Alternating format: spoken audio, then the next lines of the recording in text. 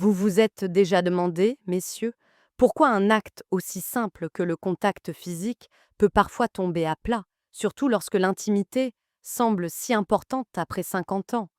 L'art du contact n'est pas seulement une question de mouvement, c'est une question de connexion, de compréhension et, oui, de biologie. Nous parlons d'endurance, de performance et, franchement, de vous sentir viril dans la chambre à coucher. Beaucoup d'hommes pensent que c'est une question de force ou de rapidité. C'est une erreur coûteuse qui peut nuire à votre relation. Mais ce qui est encore plus critique, c'est que l'état de vos vaisseaux sanguins, le même système qui vous donne la capacité d'intimité, est aussi le baromètre le plus précis de la santé de votre cœur. Ignorez les signaux dans la chambre et vous ignorez un avertissement crucial pour votre survie. Restez avec moi. Je vais, en tant qu'urologue, décortiquer les 5 mouvements que la plupart des hommes font mal et vous montrer le secret que j'ai partagé avec mes patients. Je vais aussi révéler une erreur cachée que la plupart des hommes commettent, qui détruit silencieusement leur performance. Le premier mouvement que la majorité des hommes doit corriger est l'erreur de vitesse et de pression. La plupart des hommes abordent l'intimité comme s'ils essayaient de réparer une fuite de plomberie avec une clé à molette trop serrée, avec une force excessive et une hâte mal avisée. Le réflexe est d'aller vite et d'appuyer fort, car c'est ce que les films ou la malinformation suggèrent. C'est un mythe. Imaginez que vous essayez d'ouvrir un coffre-fort sophistiqué. Si vous tapez dessus au hasard, il ne s'ouvrira jamais. Il faut de la précision, du tempo et une approche douce. Votre partenaire n'est pas un interrupteur qu'on allume. C'est un système nerveux finement réglé. La zone que vous essayez d'engager, le clitoris, est incroyablement sensible. Elle contient des milliers de terminaisons nerveuses. Les urologues et les neurologues le savent, une pression trop forte, trop rapide, n'entraîne pas le plaisir. Elle provoque de la douleur et de la fermeture. Elle envoie un signal d'alarme au cerveau, coupant toute chance de réponse profonde. Pensez-y comme à essayer de lire une carte écrite en très petits caractères sous un éclairage aveuglant. Vos yeux se plissent, vous ne pouvez pas vous concentrer. Le secret, messieurs, réside dans ce que j'appelle le mouvement du balancier lent. L'objectif est de commencer par une légèreté qui frôle la taquinerie. Pensez au jeu. Commencez avec les bords, l'architecture autour de la zone principale. C'est là que l'oxyde nitrique, le même gaz qui détend vos vaisseaux sanguins pour une érection ferme, commence à faire son travail, dans son corps aussi. Une stimulation lente et circulaire dans des zones inattendues fait 2 choses. Premièrement, elle signale la sécurité au cerveau, permettant au corps de se détendre. Deuxièmement, elle augmente le flux sanguin vers la zone, préparant le terrain pour la sensibilité. C'est l'analogie du tuyau d'arrosage. Vous n'ouvrez pas le robinet à fond d'un coup. Vous ouvrez doucement, permettant à la pression de s'accumuler de manière constante. La plupart des hommes oublient la phase de montée en puissance. Ils sautent directement au maximum. C'est l'erreur que vous devez éliminer immédiatement. Adoptez le tempo, lent, superficiel, puis un léger approfondissement en s'éloignant et en revenant. C'est le secret pour construire l'anticipation sans provoquer de détresse nerveuse. Vous contrôlez la cadence, pas la force brute. C'est un exercice de maîtrise de soi qui, de manière fascinante, signale la confiance à votre partenaire. Cette compétence se transpose directement à votre endurance. En ralentissant, en vous concentrant sur le rythme, vous entraînez votre propre système nerveux à la patience, ce qui est crucial pour maintenir une performance solide. Mais le plus grand danger de cette erreur de vitesse est l'habitude. Si votre corps et votre esprit s'habituent à la gratification instantanée et rapide, votre système nerveux se dérègle. Quand vous ralentissez dans la chambre, votre cœur doit être prêt à soutenir cet effort plus long. La façon dont vous traitez l'intimité est un miroir de votre santé cardiovasculaire. Le prochain mouvement est celui où la plupart des hommes échouent, car il ne s'agit pas du tout d'un mouvement. C'est une attitude. Voici ce que la plupart des hommes ne réalisent pas. Le second mouvement qui ruine le plaisir n'est pas physique, c'est le mouvement de la détresse mentale. Je l'appelle la technique du chercheur d'or. C'est l'homme qui est là mentalement pour un seul but, trouver le point G, le fameux interrupteur. Il est concentré, anxieux, cherchant activement la bonne chose, le bon endroit, oubliant tout le reste. Cette anxiété se manifeste dans ses mains. Elles deviennent rigides, son toucher est transactionnel, non pas sensoriel. Le corps humain, messieurs, est un système de rétroaction.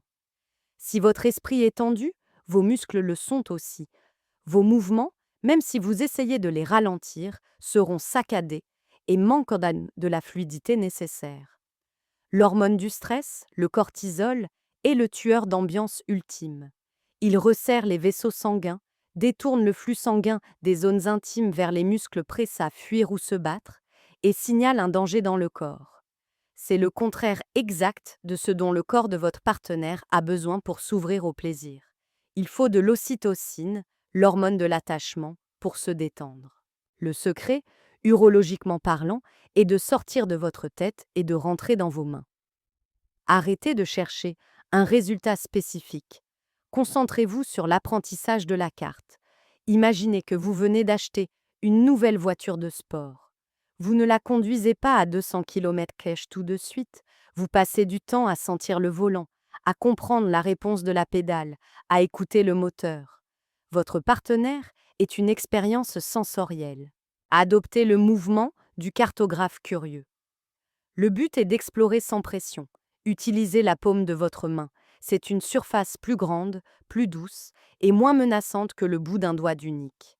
Le centre de la main est riche en récepteurs de pression qui transmettent des signaux de confort et de chaleur. Commencez par les cuisses intérieures, les hanches, les bas-ventres. Ces zones sont des ponts nerveux vers la zone principale. L'exploration est la clé. Les petits muscles du plancher pelvien se détendent lorsque la pression est exercée sur des zones périphériques. C'est un principe de détournement neurologique. Vous apaisez le système nerveux avant de vous engager dans la zone la plus sensible. C'est là que votre santé générale entre en jeu. La capacité à ralentir votre esprit et à être présent est une compétence que vous devez pratiquer. L'homme qui se précipite dans la chambre est souvent l'homme qui se précipite dans la vie. Ce stress chronique mine la production de testostérone et d'oxyde nitrique, vous préparant à un échec intime. La seule façon de maîtriser le mouvement du cartographe curieux est de faire taire la voix anxieuse qui vous pousse à réussir. La réussite ici est l'intimité, pas l'orgasme. Mais il y a un troisième mouvement, que j'appelle le mouvement de la main morte, qui montre à quel point les hommes ignorent leur meilleur outil. Mais voici ce que la plupart des hommes ne réalisent pas. Le troisième écueil, le mouvement de la main morte, est l'oubli de la variété de textures et de température de la main. C'est l'homme qui utilise un seul doigt, avec la même pression, dans la même petite zone, jusqu'à l'épuisement. C'est ennuyeux, inefficace, et cela conduit à la désensibilisation. C'est comme écouter la même note jouée encore et encore. Votre cerveau finit par ignorer le son. Nous savons, grâce à l'étude des signaux nerveux, que le corps a besoin de contraste pour maintenir l'intérêt. Il a besoin de changements pour envoyer de nouveaux signaux au cerveau, ce qui déclenche la libération des endorphines de plaisir. La main morte est prévisible. Elle échoue à exploiter les 3 zones de votre main qui peuvent transformer l'expérience. Adoptez le mouvement du triple outil. Pensez à votre main comme à un kit de survie. L'outil de plume, le dos des doigts, jointure. C'est pour la stimulation légère, le frôlement, la température. Le dos de la main est souvent plus frais. Utilisez-le pour caresser le haut des cuisses et l'entrée sans pression. C'est le signal « nous commençons ». Il augmente le flux sanguin lentement et prépare la peau. L'outil de sensation, le plat du doigt, le tampon, c'est votre outil de précision. C'est l'opposé de l'erreur de pression. Vous n'utilisez pas le bout pointu du doigt. Utilisez le tampon, la partie charnue juste avant l'ongle. C'est une surface plus douce qui permet une pression uniforme et douce.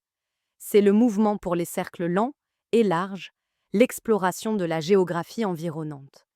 C'est la phase d'établissement du rythme, l'outil d'ancrage, la paume. Nous en avons parlé, mais c'est crucial. La paume est l'outil pour l'ancrage émotionnel.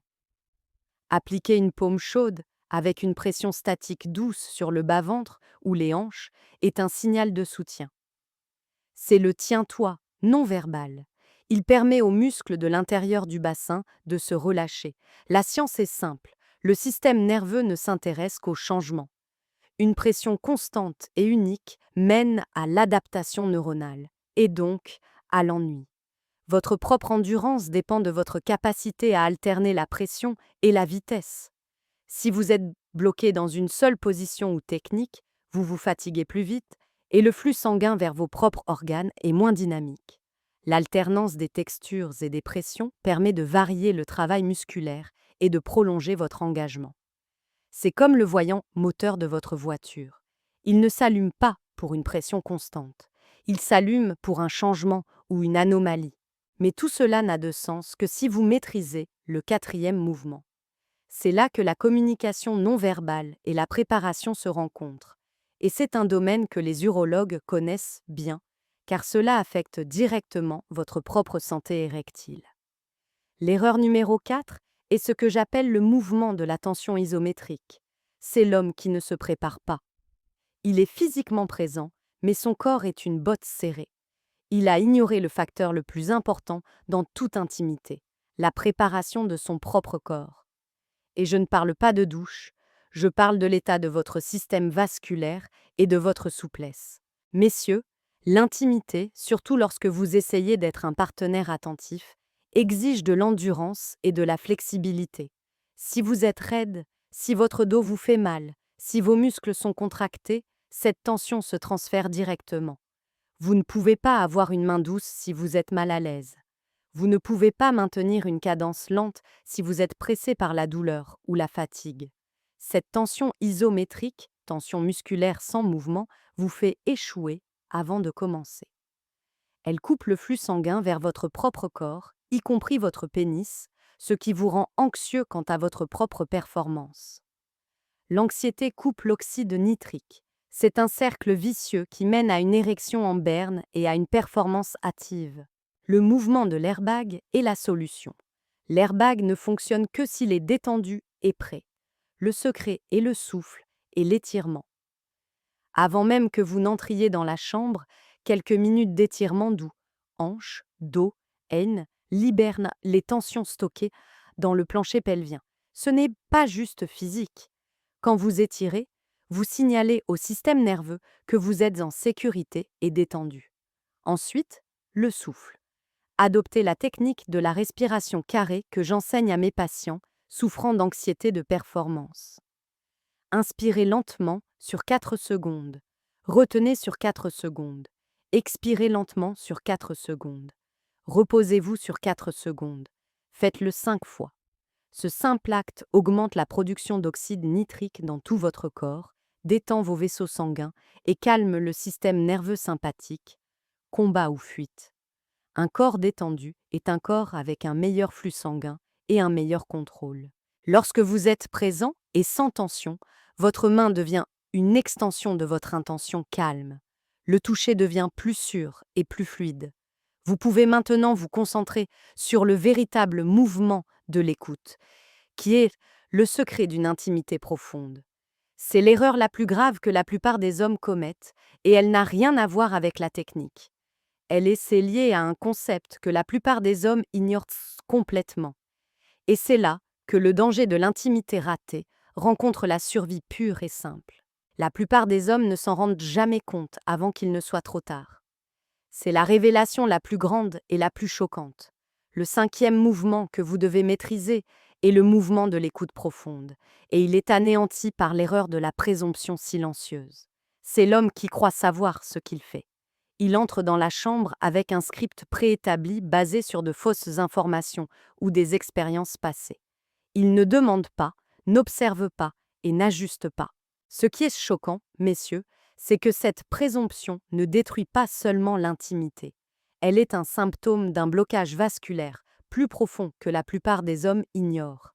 Une mauvaise performance intime persistante est une manifestation précoce d'une maladie cardiaque chez 70% des hommes de plus de 50 ans.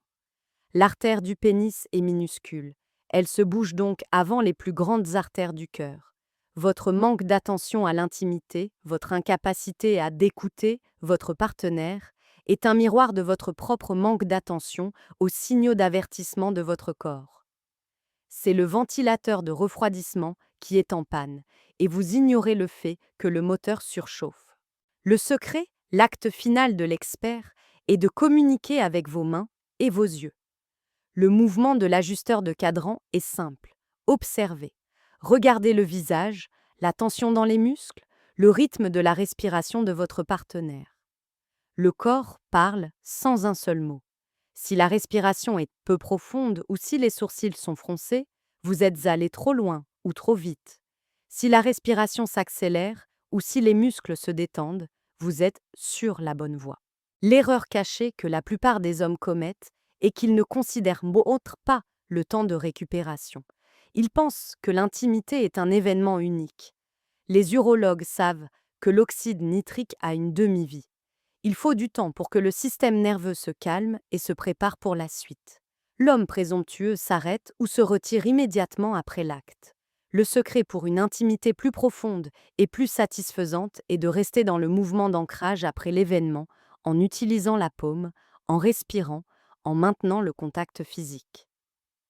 Cela étend la période de récupération et consolide la libération d'ocytocine, ce qui se traduit par une meilleure intimité la prochaine fois et un système nerveux plus détendu. C'est votre corps, messieurs, qui vous demande de ralentir, d'observer et de prendre soin de vous. L'homme qui peut maîtriser les 5 mouvements dans la chambre est l'homme qui a maîtrisé son stress, son anxiété et son flux sanguin. Il a une décennie de plus en bonne santé que l'homme qui se précipite. C'est la plus grande révélation, l'intimité profonde est une preuve de bonne santé. Il n'est jamais trop tard, messieurs. Votre corps est une machine incroyable qui a la capacité de guérir et de s'adapter. En ralentissant, en éliminant l'anxiété de performance grâce à la respiration et aux étirements, et en vous concentrant sur l'écoute plutôt que sur la force, vous ne faites pas que sauver votre intimité. Vous sauvez votre santé. C'est un engagement envers vous-même et votre partenaire. Commencez par de petits changements. Respirez avant d'entrer dans la chambre et utilisez les 3 outils de votre main. C'est un nouveau chapitre de virilité qui vous attend. Abonnez-vous à la chaîne pour plus de conseils d'urologue sur la santé masculine après 50 ans. Et dites-moi dans les commentaires, quelle est la pire de ces habitudes, la vitesse, la tension mentale ou la main morte avec laquelle vous luttez le plus? Je lirai vos commentaires.